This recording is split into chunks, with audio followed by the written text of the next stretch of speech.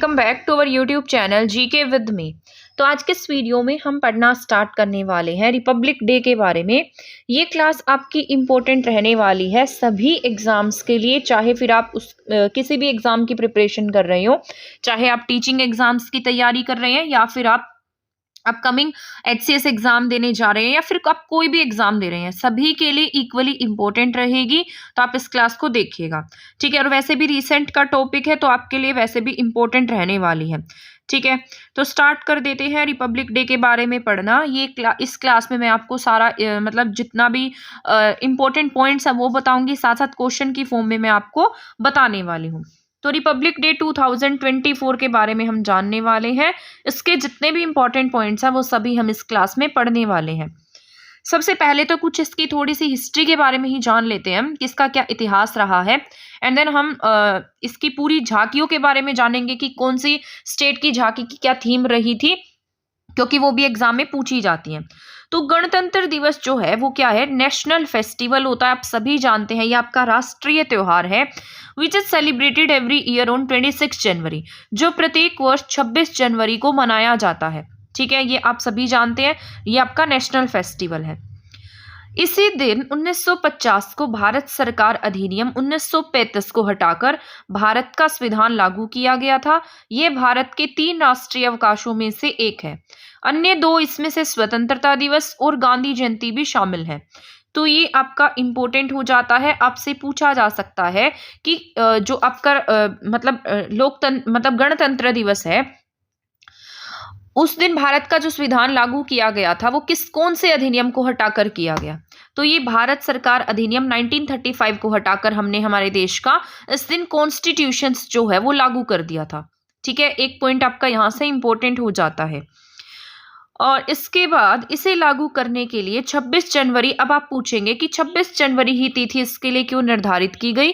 तो 26 जनवरी को ही हमने सबसे पहली बार 1930 को पूर्ण स्वराज्य की मांग की थी और ऐसा कहा था कि हम प्रत्येक वर्ष 26 जनवरी को भारत का स्वतंत्रता दिवस मनाएंगे, क्योंकि उस समय हम अंग्रेजों के गुलाम थे या फिर अंग्रेजों के अंडर थे। तो हमने 1930 को भारतीय राष्ट्रीय कांग्रेस ने भारत को क्या किया, पूर्ण स्वराज्य घोषित करने का काम किया था। तभी से जो भी हमारे मतलब राष्ट्रीय क्रांतिकारी थे या फिर जिन्होंने हमारे देश के लिए अच्छा काम किया, जिन्होंने हमारा संविधान लिखा, उन्होंने डिसाइड किया कि हम हमारे संविधान को भी 26 जनवरी को ही लागू करेंगे, क्योंकि जो हमारा इंडियन कॉन्स्टिट्यूशन था वो 26 नवंबर को ही लिखकर तैयार हो गया था। उसको 26 जनवरी को लागू करने के पीछे का हमारा मोटिव यही था कि हम 26 जनवरी की तारीख को याद रखें। तभी हमारे जो संविधान निर्माता हैं उन्होंने संविधान को कब लागू किया, 26 जनवरी को लागू किया, क्योंकि 1930 में इसी दिन भारतीय राष्ट्रीय कांग्रेस ने भारत को पूर्ण स्वराज्य घोषित किया था। गणतंत्र दिवस की सुबह प्रधानमंत्री अमर प्रधान जवान ज्योति युद्ध स्मारक पर श्रद्धांजलि अर्पित करते हैं और यहाँ पर कर्तव्य पथ पर 75वें गणतंत्र दिवस 2024 की परेड में, अब की बार ना ये कुछ इंपॉर्टेंट पॉइंट्स रहे हैं जो आपके बहुत ज्यादा जरूरी भी रहने वाले हैं। गणतंत्र दिवस पर आपके राष्ट्रपति जी जो हैं उनकी बहुत ज्यादा प्राथमिकता रहती है और कर्तव्य पथ पर हमने 75वें गणतंत्र दिवस 2024 की परेड महिलाओं की भूमिका पर जो है अधिक केंद्रित रही थी। मतलब कि अब की बार जो परेड हुई है उसमें महिलाओं की इंपॉर्टेंस बहुत ज्यादा देखने को मिली है। और यहाँ पर आपसे ये भी पूछा जा सकता है कि इस बार हमने कौन से नंबर का गणतंत्र दिवस जो है वो सेलिब्रेट किया है। तो ये 75वें नंबर का हमारा गणतंत्र दिवस था। अब आप पूछेंगे गणतंत्र का मतलब क्या होता है या रिपब्लिक का मतलब क्या होता है। रिपब्लिक का सिंपल भाषा में अगर मैं आपको बताऊं, इसका मतलब है कि यहाँ पर राजा का बेटा जो है वो राजा नहीं बनता है। हमारा देश जो है वो राजतंत्रीय प्रणाली को नहीं मानता। यहाँ पर इलेक्शन होता है। हमारा देश हमारे जो लोग, हमारा जो संविधान है उसको मानता है। उसके आधार पर यहाँ पर राष्ट्रपति का निर्वाचन होता है और यहाँ पर जो सबसे बड़ा पद है वो कैसा है, निर्वाचित है, ठीक है। तो यहीं पर ये रिपब्लिक का मतलब होता है, गणतंत्र का मतलब होता है कि हमारे यहाँ पर जो संविधान होगा उसी के अकॉर्डिंग सभी काम किए जाएंगे। तो कर्तव्य पथ पर 75वें गणतंत्र दिवस 2024 की परेड महिलाओं पर केंद्रित रही थी। पहली बार परेड की शुरुआत 100 महिला कलाकारों द्वारा भारतीय संगीत वाद्य यंत्र जैसे शंख, नाद स्वरम, नगाड़ा आदि बजाते हुए की गई। तो पहली बार जो परेड है उसकी शुरुआत किसके द्वारा की गई है? महिलाओं के द्वारा। महिला कलाकारों ने इसको शुरू किया है और उन्होंने भारतीय संगीत के जो वाद्य यंत्र हैं उनको बजाते हुए इसकी शुरुआत की। ठीक है, आई होप आपको ये क्लास समझ में आ रही होगी। इसके बाद है पहली बार गणतंत्र दिवस परेड 2024 के लिए लगभग 1500 किसान और उनके जीवन साथियों को विशेष अतिथि के रूप में आमंत्रित किया गया। तो ये भी बहुत इंपॉर्टेंट पॉइंट था कि इस बार गणतंत्र दिवस पर किसे आमंत्रित किया गया? 1500 किसानों को और साथ साथ उनके जीवन साथियों को भी इस परेड में मुख्य अतिथि के रूप में आमंत्रित किया गया है। किसानों को आमंत्रित करने का उद्देश्य सभी क्षेत्रों के लोगों को राष्ट्रीय उत्सव में भाग लेने के लिए अवसर प्रदान करना है। इसके बाद नेक्स्ट पॉइंट है, रक्षा मंत्रालय ने शिक्षा मंत्रालय के सहयोग के साथ में, यानी कि आपका डिफेंस मिनिस्ट्री जो है, डिफेंस मिनिस्ट्री के साथ साथ आपका जो एजुकेशन मिनिस्ट्री है उसके सहयोग से गणतंत्र दिवस समारोह 2024 के एक हिस्से के रूप में परियोजना वीर गाथा के तीसरे संस्करण पर आयोजित किया गया। तो ये भी याद रख लेना है, क्या आयोजित किया गया? वीर गाथा के तीसरे संस्करण का आयोजन किया गया। अब वीर गाथा है क्या? वीर गाथा एक अखिल भारतीय पहल है जिसे आजादी का अमृत महोत्सव में शुरू किया गया था। ठीक है, ताकि स्कूली बच्चे जो हैं वो सशस्त्र बलों द्वारा किए गए वीरतापूर्ण कार्यों को और बलिदानों के बारे में जान सकें और उन्हें हम इसके बारे में शिक्षित कर सकें। ठीक है, पर्यटन मंत्रालय दिल्ली के लाल किले पर भारत पर्व का आयोजन करेगा। तो ये भी इंपॉर्टेंट हो जाता है, मतलब जो पर्यटन मंत्रालय है उसने दिल्ली के लाल किले पर किसका आयोजन किया है? भारत पर्व का आयोजन किया है। तो ये भी इंपॉर्टेंट हो जाता है। ये छोटी छोटी टर्म्स जो हैं ये आपसे पूछी जा सकती हैं। ये जो झांकियां निकाली गई थी इनका उद्देश्य था जन भागीदारी। ठीक है, तो ये जन भागीदारी जो है इसमें गणतंत्र दिवस की झांकियां, कल्चरल प्रदर्शन, सैन्य बैंड के प्रदर्शन, शिल्प बाजार के साथ साथ अखिल भारतीय व्यंजन परोसने वाले फूड कोर्ट का प्रदर्शन किया गया। यानी कि हमारे यहाँ पर जितनी भी झांकियों का प्रदर्शन हुआ, जितनी कल्चरल एक्टिविटीज हुई, सैन्य बैंड का प्रदर्शन हुआ, शिल्प बाजार के साथ साथ अखिल भारतीय व्यंजन परोसने वाले जो फूड आइटम थे या फूड कोर्ट था उसका क्या किया गया? प्रदर्शन किया गया। ठीक है, तो ये इन सब की क्या रही थी? थीम रही थी। अभी मैं आपको रिपब्लिक डे की भी थीम बताऊंगी जो बहुत मोस्ट इंपॉर्टेंट है। ठीक है, अभी मेरी एक फ्रेंड थी जिसका इंटरव्यू था, तो उससे इंटरव्यू में रिपब्लिक डे की थीम भी पूछी गई थी। तो आप यहाँ से अंदाजा लगा सकते हैं कि ये सारे पॉइंट इंपॉर्टेंट रहने वाले हैं। रिपब्लिक डे के बारे में पूछा गया, ठीक है, भारत रत्न के बारे में पूछा गया, एट प्रेजेंट भारत रत्न किसे दिया गया इसके बारे में पूछा गया, रिपब्लिक डे के बारे में पूछा गया, रिपब्लिक डे की थीम के बारे में पूछा गया। तो ये बहुत रिसेंट के टॉपिक हैं, तो ये आपको आने भी चाहिए। परेड में टोटल 16 स्टेट्स और यूनियन टेरिटरी और 9 मंत्रालय की 25 झांकियां शामिल थी। तो ये भी आपका इंपॉर्टेंट है, इसको आप डबल स्टार लगा सकते हैं। परेड में कितनी झांकियां शामिल थी? 16 स्टेट्स शामिल थी, यानी कि यहाँ पर 16 स्टेट्स और यूटी की झांकियां शामिल रही। इसके साथ साथ 9 मंत्रालय की, जैसे वन मंत्रालय होता है, रक्षा मंत्रालय होता है, या फिर आपका विदेश मंत्रालय है। तो ये अलग अलग टाइप्स के जो मंत्रालय हैं उनकी टोटल 25 झांकियां शामिल रही थी। ठीक है, तो ये आपको याद रख लेना है, ये आपका इंपॉर्टेंट पॉइंट है, आपसे ये फैक्ट पॉइंट में पूछा जा सकता है। 2024 में रिपब्लिक डे की थीम क्या रही है, ये आपका मोस्ट इंपॉर्टेंट पॉइंट है। तो 2024 में रिपब्लिक डे की थीम रही है विकसित भारत और भारत लोकतंत्र की मातृका, यानी कि मदर ऑफ डेमोक्रेसी और विकसित भारत। तो आपसे ये तीनों ही पूछे जा सकते हैं। एक तो आपको विकसित भारत पता होना चाहिए, ठीक है, इसके साथ साथ आपको भारत लोकतंत्र की मातृका, ये थोड़ा सा अजीब सा लग रहा होगा, इंग्लिश में पूछा जाए तो मदर ऑफ डेमोक्रेसी हम इसे कह सकते हैं। तो विकसित भारत और भारत लोकतंत्र की मातृका मदर ऑफ डेमोक्रेसी थी। ठीक है, तो ये रिपब्लिक डे की थीम रही थी।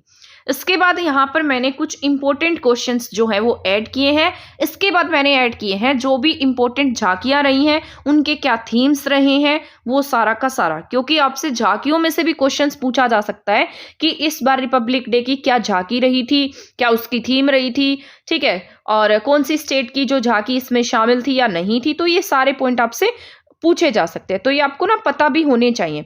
इसके साथ साथ आपको जो चीफ गेस्ट कौन रहे या फिर पिछले साल चीफ गेस्ट कौन रहे थे, उन सब के बारे में भी नॉलेज होनी चाहिए। तो यहाँ पर अगर हम चीफ गेस्ट की बात करते हैं तो फ्रेंच प्रेसिडेंट इमैनुअल मैक्रोन जो हैं वो क्या रहे हैं, चीफ गेस्ट रहे हैं। ठीक है, तो इस बार 2024 में चीफ गेस्ट कौन रहे, फ्रांस के प्रेसिडेंट इमैनुअल मैक्रोन इस बार यहाँ पर चीफ गेस्ट के रूप में आए थे। वैसे हमने जॉन बाइडेन को इनवाइट किया था, जॉन बाइडेन को, लेकिन वो नहीं आए, तो हमने फ्रेंच प्रेसिडेंट इमैनुअल मैक्रोन को इनवाइट किया। ठीक है, तो आपसे ये भी पूछा जा सकता है, क्योंकि अभी रिसेंट का टॉपिक है, तो आपसे पूछा जा सकता है फ्रांस अब तक कितनी बार चीफ गेस्ट रह चुका है, तो इसको मिलाकर टोटल 6 बार फ्रांस जो है वो चीफ गेस्ट रह चुका है। ठीक है, यानी कि इंडिया ने रिपब्लिक डे पर 6 बार अब तक 6 बार क्या कर लिया है, मतलब फ्रांस को इनवाइट कर लिया है। इंडिया और फ्रांस के रिलेशनशिप को 25 साल क्या हो गए हैं, कंप्लीट हो गए हैं। ठीक है, तो यहाँ पर 25 ईयर्स क्या हो गए हैं, कंप्लीट हो चुके हैं इंडिया और फ्रांस के रिलेशनशिप को। रिपब्लिक डे 2024 की वोमेन परेड को जो लीड करने वाली फर्स्ट वोमेन कौन थी, ट्राई सर्विस कॉन्टिजेंट 3 सेवा दल, तो कैप्टन तान्या शेरगिल जो हैं इसकी लीडर रही थी। ठीक है, इसके बाद 25 जनवरी 2024 को चीफ गेस्ट इमैनुअल मैक्रों रहे, और 2023 में अगर आपसे पूछा जाता है तो 2023 में मिस्र के राष्ट्रपति अब्दुल फतेह अल सीसी चीफ गेस्ट रहे थे। ठीक है, वैसे भी मिस्र के साथ हमारे बहुत अच्छे रिलेशन है, तो आपको थोड़ा बहुत इंटरनेशनल रिलेशनशिप के बारे में भी पता होना चाहिए। ये मोस्ट इंपॉर्टेंट टॉपिक्स होते हैं और हॉट टॉपिक होते हैं, और इनमें से क्वेश्चंस पूछे भी जाते हैं, तो ये भी आपको पता होना चाहिए कि 2023 में प्रेसिडेंट कौन, मतलब हमने किसे इनवाइट। गणतंत्र दिवस परेड में भाग लेने वाले सर्वोच्च रैंक वाले सैन्य अधिकारी इस बार कौन रहे, तो ये भी आपको पता होना चाहिए। तो इस बार गणतंत्र दिवस परेड में भाग लेने वाले हाईएस्ट रैंक के सैन्य अधिकारी रहे हैं हमारे सीडीएस, यानी कि चीफ ऑफ डिफेंस। तो आपसे ये भी पूछा जा सकता है at present chief of defence कौन है, तो अनिल चौहान जो है वो चीफ ऑफ डिफेंस है। ये 2nd नंबर के चीफ ऑफ डिफेंस है। इससे पहले जो हमने फर्स्ट चीफ ऑफ डिफेंस बनाए थे, आप सभी जानते हैं, ये बिपिन रावत जी रहे थे। जो प्लेन क्रैश हुआ था उसमें इनकी डेथ हो गई थी। उसके बाद 28 सितंबर 2022 को हमने चीफ ऑफ डिफेंस जो है वो किसे बना दिया, अनिल चौहान को बना दिया है।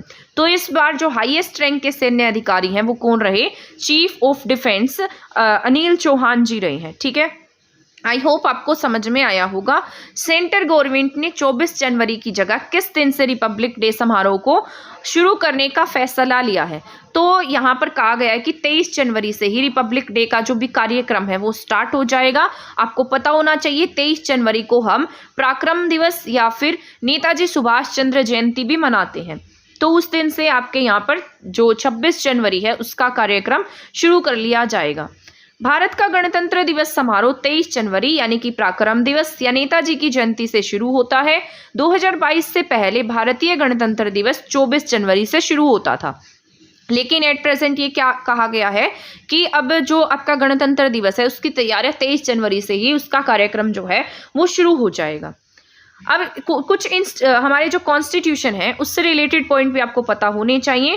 भारतीय संविधान बनने में हमें 2 साल 11 महीने और 18 दिन का समय लगा था। ठीक है, तो ये आपका इंपॉर्टेंट हो जाता है, आपसे पूछा जा सकता है भारतीय संविधान बनाने में कितना समय लगा, तो 2 साल 11 महीने 18 दिन का समय लगा था।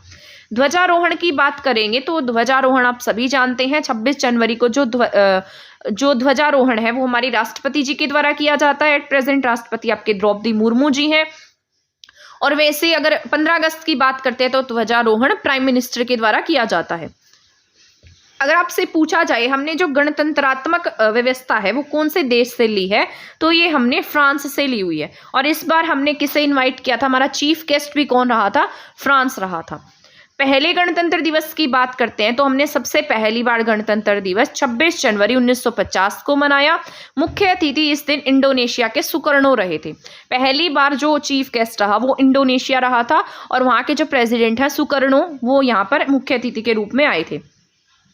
पहला गणतंत्र दिवस समारोह इरविन स्टेडियम में मनाया गया था। आज जो ये इरविन स्टेडियम है इसे हम मेजर ध्यानचंद नेशनल स्टेडियम के नाम से भी जानते हैं।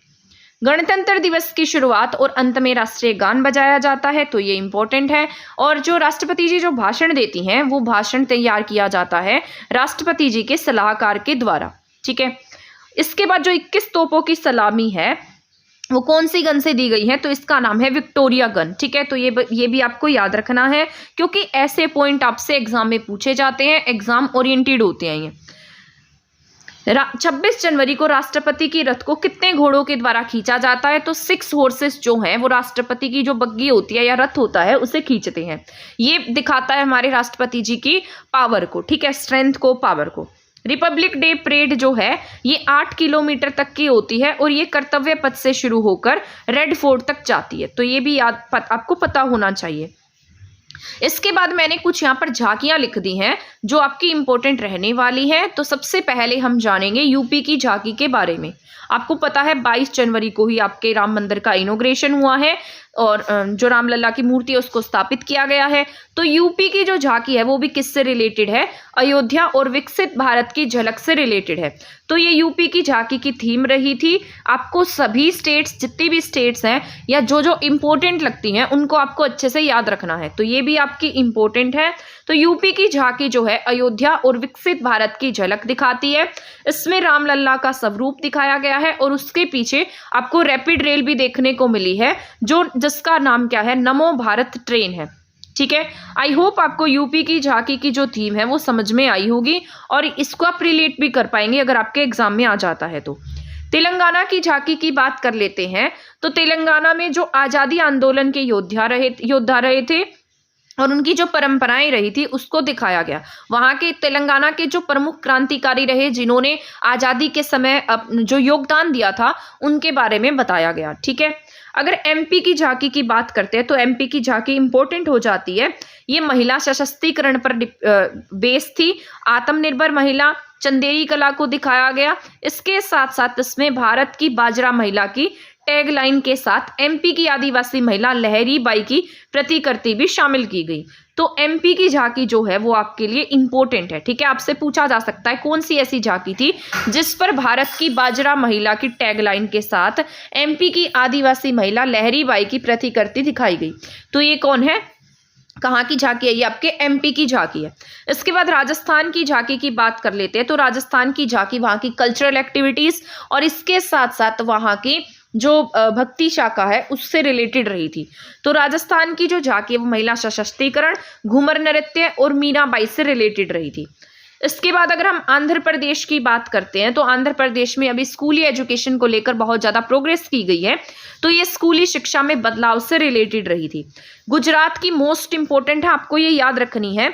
ये जो धोर्डो मैंने लिखा है ना, ये कल्चरल विलेज भी घोषित किया गया अभी हाल ही में और ये आपका इंपॉर्टेंट है। इसके बारे में मैंने अभी आपको करंट अफेयर्स के जो टॉपिक पढ़ाए थे उसमें धोर्डो विलेज के बारे में बताया था। तो गुजरात की थीम क्या रही है, धोर्डो विलेज रहा है। ये इनका कल्चरल विलेज है और यहाँ पर बहुत बेस्ट पर्यटन के रूप में इसको विकसित किया गया है। तो ये कच्छ में स्थित गांव है, गुजरात के पर्यटन के विकास से रिलेटेड है, ठीक है। इंपॉर्टेंट है गुजरात की झांकी, आपको अच्छे से याद रखनी है। छत्तीसगढ़ की बात करते हैं तो छत्तीसगढ़ में लोकतंत्र की कहानी बताई गई। आदिवासी समूहों में कैसे लोकतांत्रिक चेतना जो है वो जागृत हो रही है। इसके साथ साथ बस्तर के आदिवासी समुदाय की महिला प्रधानता को छत्तीसगढ़ की झांकी में दिखाया गया। इसके बाद मणिपुर जो है वो नारी शक्ति से रिलेटेड रहा। महाराष्ट्र छत्रपति शिवाजी महाराज के 350वें राज्याभिषेक को इसमें दिखाया गया था, ठीक है। मणिपुर की भी इंपॉर्टेंट रही है, इसमें जो चेरी ब्लॉसम फ्लावर्स होते हैं उनको दिखाया गया था। अरुणाचल प्रदेश की बात कर लेते हैं तो ये भी आपका इंपॉर्टेंट है, ठीक है। गुजरात का इंपॉर्टेंट बताया मैंने आपको, यूपी का आप याद ही रख लेंगे। इसके अलावा अरुणाचल प्रदेश का भी इंपॉर्टेंट है। यहाँ पर इसको ना एक जैव विविधता केंद्र के रूप में दिखाया गया था। मतलब यहाँ का एक जो रिजर्व सेंटर है, सामुदायिक रिजर्व सेंटर है, सिंगचुंग बुगुन ग्राम सामुदायिक रिजर्व, इसको दिखाया गया। मतलब इसकी झांकी यहाँ पर इन लोगों ने प्रेजेंट की थी और ये एक हॉटस्पॉट सेंटर है और 17 वर्ग किलोमीटर स्क्वायर में फैला हुआ है। इसलिए अरुणाचल प्रदेश की झांकी जो है वो आपकी मोस्ट इंपॉर्टेंट है। हरियाणा की जो झांकी रही है वो रही है मेरा परिवार मेरी पहचान, ठीक है। तो ये भी विकसित भारत की ओर अग्रसर है, तो इसलिए ये भी इंपॉर्टेंट है। तमिलनाडु की झांकी रही इनकी कुडोवोलाई चुनाव प्रणाली है, इन्होंने इसको रिप्रेजेंट किया था, ठीक है। इसके बाद अगर हम ओडिशा की बात कर लेते हैं तो ओडिशा की हस्तशिल्प और हथकरघा रही है। झारखंड की बात करते हैं तो झारखंड का तीसर सिटक रहा है। लद्दाख की बात करते हैं तो लद्दाख की इंपॉर्टेंट है। भारतीय महिला आइस हॉकी टीम के सभी खिलाड़ी लद्दाख से हैं, तो ये यहाँ पर इन लोगों ने प्रेजेंट किया था। ठीक है, तो आइस एटसेट्रा इन्होंने यहाँ पर शो किया। तो ये सारी की सारी झांकी जो है अलग अलग स्टेट्स की जो इंपॉर्टेंट थी वो सारी मैंने आपके साथ में डिस्कस कर ली है। मुझे उम्मीद है कि आपको ये क्लास समझ में आई होगी और ये आपके लिए बहुत इंपॉर्टेंट है। इस क्लास को मिस मत करना, लास्ट तक देखना, आपके लिए जरूर यूजफुल रहेगी क्योंकि इसमें से क्वेश्चंस आते हैं। अगर रिसेंट में आपका कोई एग्जाम है तो इस क्लास को आप देख कर जाइएगा। ठीक है, तो अब हम मिलेंगे नेक्स्ट क्लास में। मैं आपको सारे पुरस्कार के बारे में पढ़ाने वाली हूँ जो अभी भारत रत्न दिया गया या पद्म पुरस्कार, पद्म श्री या कोई खेल पुरस्कार है, उन सब के बारे में हम पढ़ने वाले हैं। तो आप चैनल के साथ बने रहिएगा, आपको अच्छा कंटेंट ही देखने को मिलेगा। तब तक के लिए थैंक यू, धन्यवाद।